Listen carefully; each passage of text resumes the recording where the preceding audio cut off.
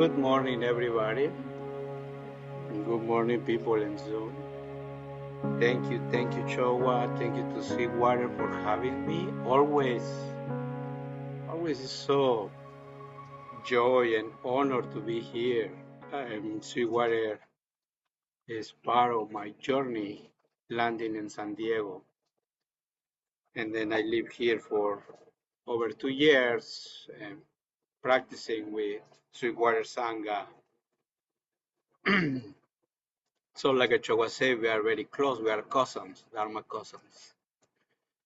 Um, so this morning I have something to share with you, and then I hope that we can have some time for Q&A in the end about Dharma. Can I see the clock? And then I think I had to go what time to 11:30? Usually about 11:30. We finish? Well, that's usually how long the talk goes. Then usually we're done by 12. Oh wow. But it's up to you. Okay. You're the maestro. Until 12 is 1 hour. I used to anyway. We'll see how it goes. Yeah. Um, Something that I've been sharing recently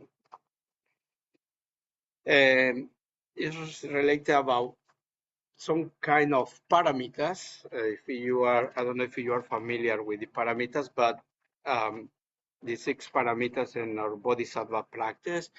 But here, I like to share the 8 qualities of a great person. 8 qualities of great person. And these teachings are coming from the Buddha, from Shakyamuni Buddha, from the Parinirvana Sutra. That's what they say.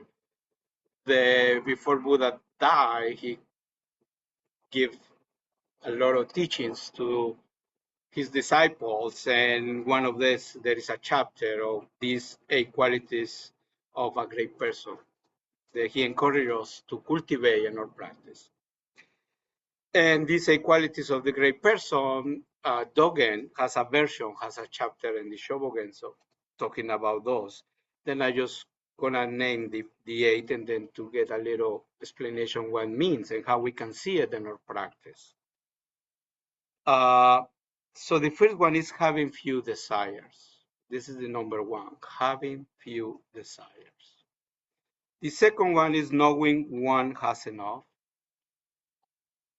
Third, appreciating serenity or quietude. And then the fourth is making diligent effort. Fifth, not losing sight of the true Dharma. 6, concentrating on settling in dhyana samadhi. 7, practicing wisdom. And 8, not engaging in useless arguments.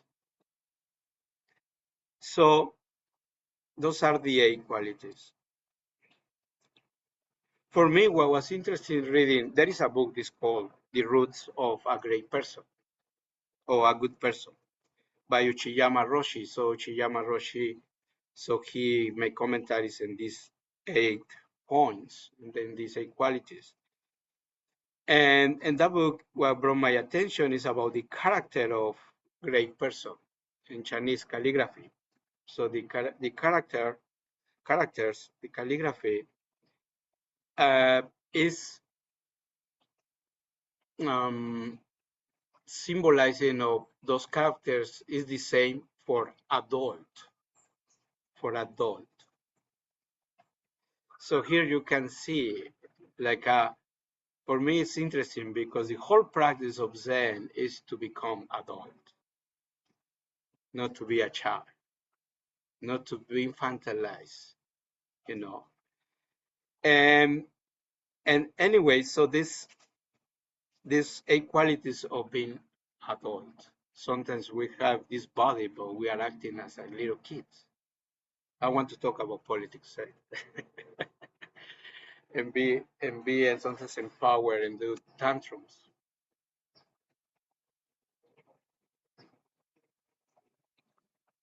So a teacher Flintmore, he say, you know what is enlightenment? Enlightenment is just to be adult.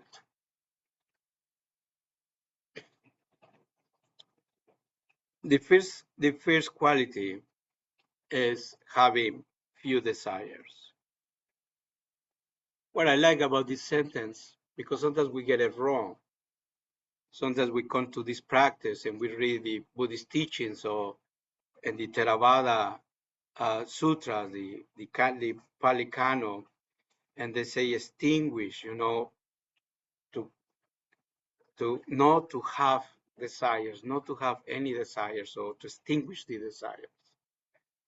And sometimes we get this literally, those teachings, and we are confused because sometimes we have the desire to do zazen, the desire to be a good person, you know, the desire to rest, the desire to have a better way to live, like I would say, better income, better livelihood.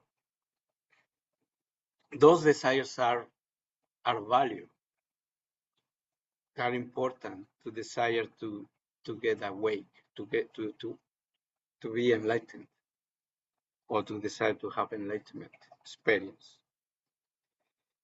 So here, saying about few is about the value of those desires, where we put our minds, where is that wish. And for me, the desire is not the problem. The problem is the attachment to that desire. That is the problem. So you have desire about the Dharma, to learn the Dharma. It's a good wish, it's a good aspiration, it's good intention. If you get attached to learn the Dharma, when really you can get in trouble, not to see clearly, and become a difficult in your path. You can sit in Zazen attached to the desire or get enlightened, and it's a big trouble. You're gonna go anywhere. So here the key is about this attachment in our lives. So how we practice this? We practice with bringing mindfulness. That's what we are doing, just to be more aware, to be more conscious about this human being living this earth and which kind of habits we have. Sometimes we have a good habit, sometimes we have bad habits. And mindfulness brings us this, just to be really aware, not to cause more trouble the way we have already, just living this life. So we are aware of our senses, what is pulling us. And Zazen, what just we did 1 hour, is really cultivating this awareness, to have this more clear mind, to see when we get hooked or caught by wrong habits, wrong impulse, or conditioning. And one of these practices in the beginning is about living simple. It's a practice. One of the characteristics of Zen temples or Zen centers is to minimize what you have, like to really appreciate the space, to make it simple. Or Zazen is very simple. The instructions are very simple. And that's what makes it very difficult for us. This practice is not easy because we want our mind, we are conditioned to have this kind of entertainment or something going on in our minds to be occupied. Inconsciously, we say we have to be doing something. We are doing meditation. And instead to say, being meditation, being the meditation. That is the difference. And when we teach you the instructions of Zen, it's very simple. The hardest part is just sitting. Just to be, just sitting, just really literally, the just sitting, not to do anything. And be in this posture of Zazen. It's a very simple instruction and practice. And we do zazen, and then we do walking meditation together, and we come back to do zazen. Very simple. We don't, or session of meditation is not so elaborated. We're doing one thing and then another thing and another thing and another thing, like some kind of workshop of activities. It's a very, very minimal. So does it help us to see that we don't need so much to be happy or to be content.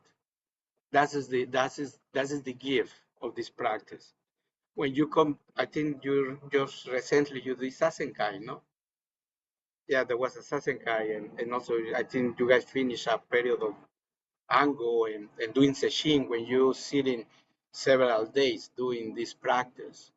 So the container of Sesshin is to realize that you just need the minimum to practice contentment and to be happy. That's what is the point of Sesshin. And what happened, because we are not getting used to really live simple and minimize our life, we start getting trouble because it's something is missing. We need this we call entertainment.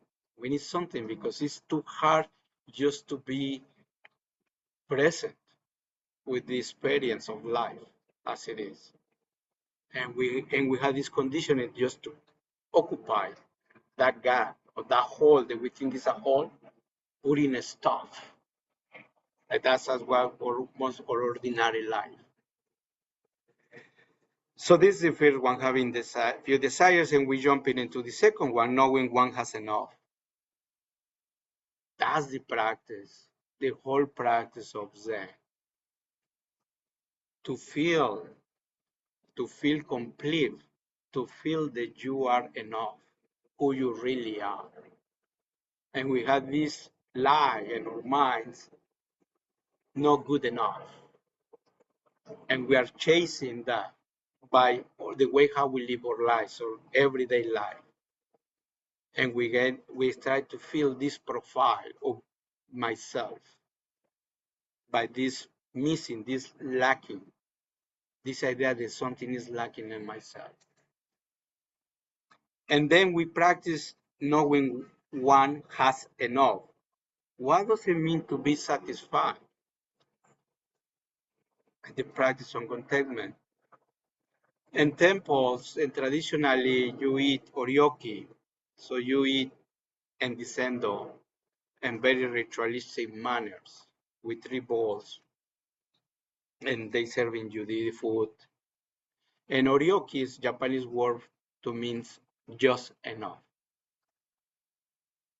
And then practicing the meals together in the ritualistic manner, you realize 2 things. One is about not wasting, not wasting.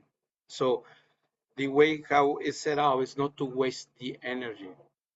Your movements are very, I would say, choreographed, or the way that you do the minimum to eat.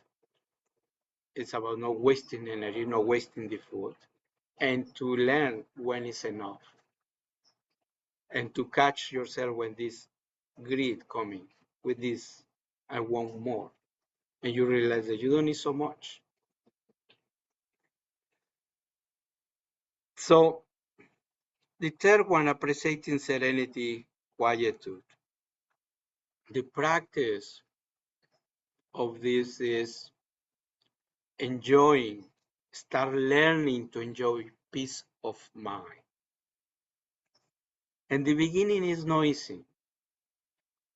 Sometimes when we come to temples or to centers like this, and we see almost everybody dressed in black, everybody quiet and sitting quietly. And then we come, sometimes some people feel threatened. And they're like, because it's too quiet, it's too peaceful, there is no noise in the background. And we have to, sometimes this conditioning about having noise in the background. And that's, so the practices start learning to appreciate serenity, appreciate quiet too. You can do as an exercise. Well, if you don't use your phone as a word tool, but if you don't use your phone as a word tool, try to do fasting, with the phone, with the social media, with the device. Just put it away and see what is coming out, or put it away the TV. I don't know if people are still watching TV, but just get out from that noise or music. And my culture and Mexican culture, when we do housekeeping, we have to have a music in the background. If you see construction workers, they have music, and they, in the land working with music. They're getting used to do that. But here the practices start learning to appreciate that kind of quietude, that kind of serenity, the peace of mind. One is the environment. So the environment helps you to calm your senses. And then the hardest part is when you do Zazen, is to relax your body and to let it go what is still unconsciously, still this tension that you hold. When you are doing Zazen, you cannot relax. And you can go into deep concentration, but still something there that still hold you not to let it go completely. And to be what this Zazen is, just sitting. Not just sitting with your thoughts, or just sitting with your emotion, or just sitting with your aspiration about the practice. It's just plain rice, bare bones, about just being there with nothing. And that's very hard, very difficult. You can see the cell try to hook into something still. For making diligent effort, this making diligent effort is 24/7. 24/7. If you really want to do this practice, what this Zen path, you have to make a vow. You need to find your personal vow. The first question is why you are doing this. To explore really. And Zen this practice is really profound. This practice is about waking up. That's it. To wake up. And what is awakening? What is enlightenment? That's something that you will figure out. You will find out. But all those things that you're coming with agenda about, like when you go to a spa to have that can relax, peace, calm, that's side effects of your practice. But if you come with this kind of intention, you're gonna get trouble. You're gonna get frustrated because you are not gonna get it right away. You're gonna see just in the beginning how your mind is so active, and people stop there. People think that the practice is not good for them because they see the mind is so active, or you start feeling more emotions. No, you start learning how to be in tune with yourself. It's not that your practice is not working. Your practice is working.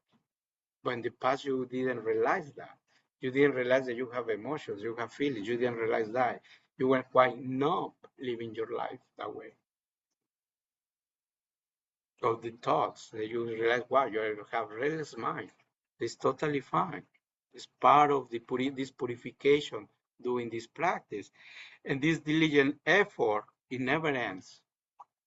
So it's not just the effort of doing Zazen and building concentration, that when you have the method of concentrating on your breath or counting or your Quan practice, and then the thoughts comes, and then your attention go to somewhere else.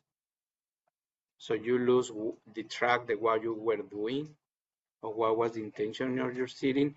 When you realize that your attention is off, and you come back, That's you are building this effort, and from the root side.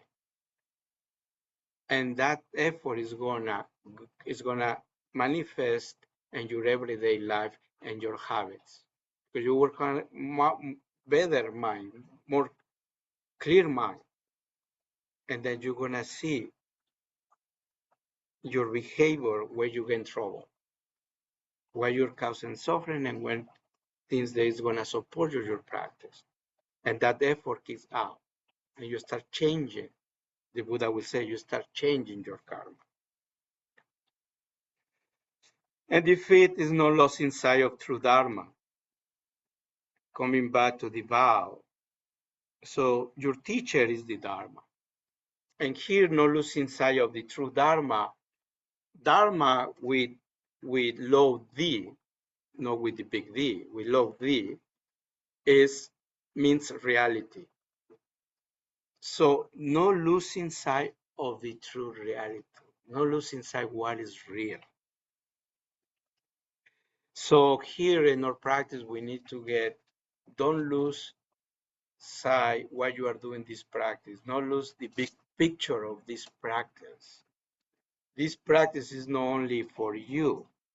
You're gonna be the first person to benefit, but you're gonna benefit many, many, many, many, many beings through your relationships, connecting with other people. So that is why we start changing the world one by one, and that connection.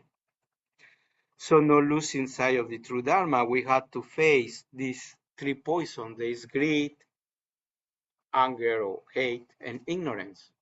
That's what we are doing all the time, 24/7. Watching that root of those poisons. Greed, hate, illusion. I like it, I will chase it. I don't like it, I will push it away. Ignorance, just living completely numb this life, completely full of distraction. You know, one of the best way to experience that ignorance or that illusion is when you go to a restaurant, bar, and grill. And you go to those places, it's amazing. There are so many TVs, there are music, there is loud, and so much stuff to be entertained. In addition to that, everybody's on their phone. And nobody is there. Nobody's watching the baseball. Nobody's listening to music. Nobody's having 100% conversation. And nobody's, it's crazy. And we add more and more and more to stimulation of our senses. And that's what we lose the true Dharma, the reality. So here, just we're coming to the end. Here is to see, we live in a society, and there is a value view of the society, of the rules of this country, or everything that we do as a human beings. It's practical thing. And then the Dharma is making the bigger picture of that. Our problem is when we get attached to that view. That is our problem, that we see the world in that way. And then the Dharma brings it's bigger. It's bigger view. So you cultivate this spiritual practice, and then you're gonna take care your business, your life. That's normal. But there is a difference that you're not gonna be attached to it. Just you're gonna be in these flows constantly. One of the gifts of this practice is the impermanence. The impermanence is just fantastic tool. And to remember that we are here just for a short time, and we are gonna go. And we are gonna go, and we are not gonna take anything. That's the sad part. So that's what the attachment doesn't get too sticky. Because we're not gonna take the car, we're not take the wife, we're not take the house, we're not take anything, even this body. And that's to get more conscious. And that consciousness is gonna come into appreciate to more appreciate. And there's a big practice of appreciation versus clinging to. Appreciate your body, appreciate your life, appreciate your relationships, and practice gratitude. So practicing gratitude, we start getting the antidote about this greed, about this missing. Something is missing in my life. I need to get this one. Concentrating. Concentrating is what we do in Zazen. Just quickly, what is concentration? Concentration, and then I'm gonna, the other one is practicing wisdom. We have consciousness, we are awareness, we have attention.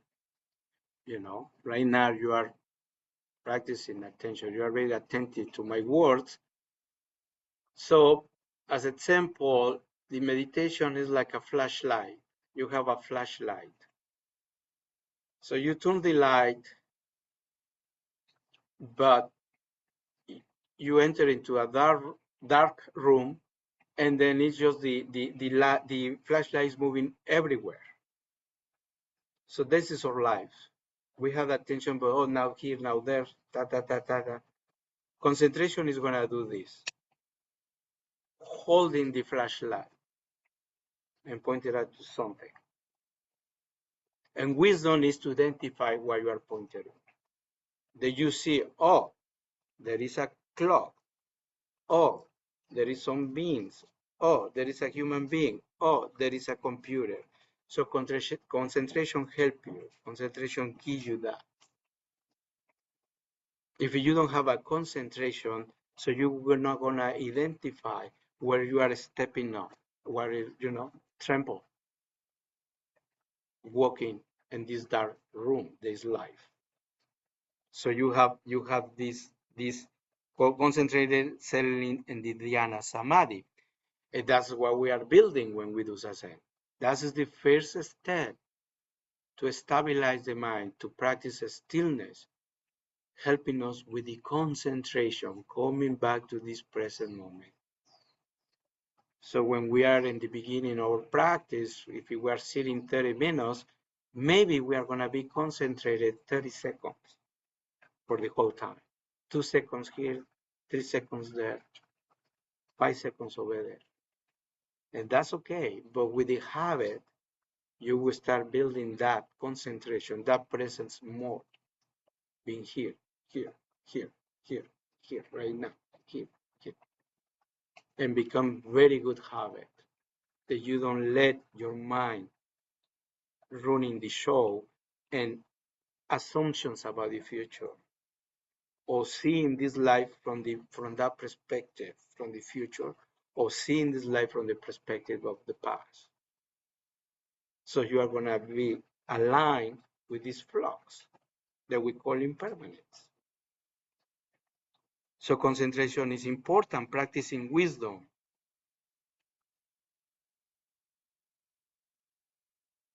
So practicing wisdom is to really put and test and apply, put the application of those teachings. Not just by the intellect that oh yeah, that's true, oh yeah, no, to really prove them in your everyday life, those teachings, by your own. So practicing wisdom, you're gonna get deeper in your behavior and your condition, in your conditioning. You're seeing deeply what it makes you to suffer. What is that thought that make you to suffer? What is this behavior that make you to suffer? What is that emotion, but the attachment to those things make you to suffer?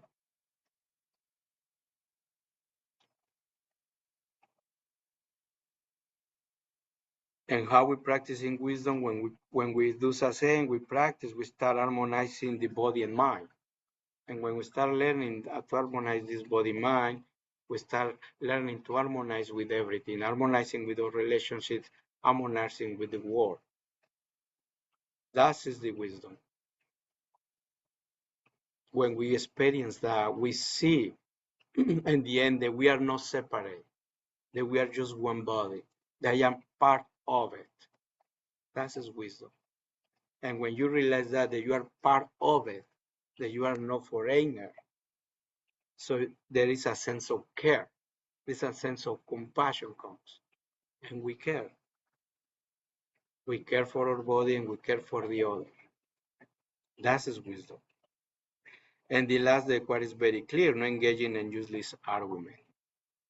Just telling you about useless. It's amazing when sometimes we go into a meetings or discussion with our friends, it doesn't make sense. Because we have to entertain ourselves about our opinions.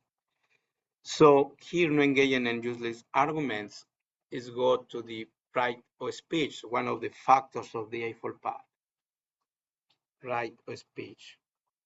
Not to involve into idle chit chat, not to waste your energy on something that it doesn't have a value. One of the rules of a monk, Theravada monk, about speech is that they can speak only if it's about the Dharma. So you cannot asking if they like baseball or how was the game last night, you know. It's amazing. And it's true, it is only about the Dharma. And another vow is I will teach if they asking me to teach. If somebody want to know about the Dharma, happy to talk. If you know what, I won't talk. That's the vow of the Theravada. I'm gonna stop here and then just open to some questions, comments. Thank you.